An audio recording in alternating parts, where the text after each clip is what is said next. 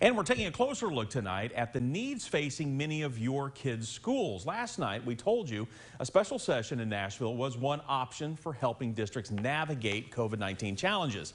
WATE 6 on your side reporter Blake Stevens now shares the specific ways the state could help.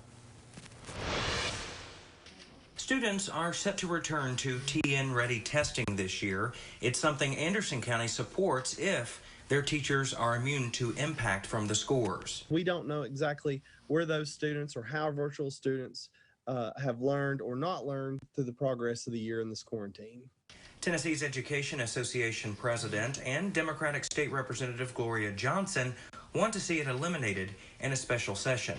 We shouldn't be giving that test at all because it's a standardized test by definition. This is not a standard year.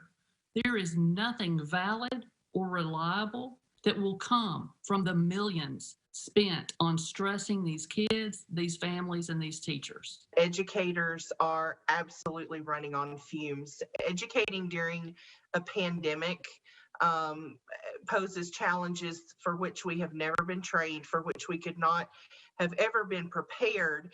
And yet Tennessee's educators are certainly rising to the challenge. Many parents skipped kindergarten registration this year.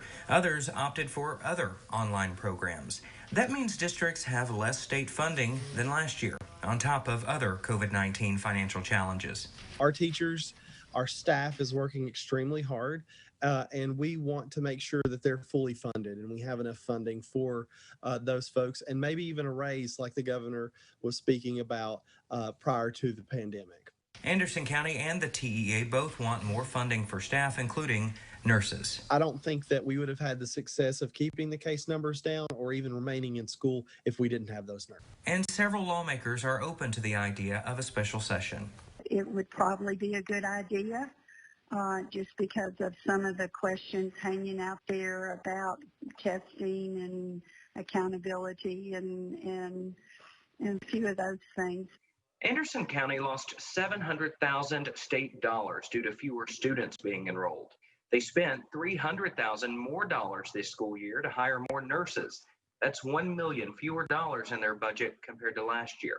Blake Stevens, WATE 6 on your side. Now, the legislative session begins January 12th. Johnson says if there is a special session, it will most likely be next month.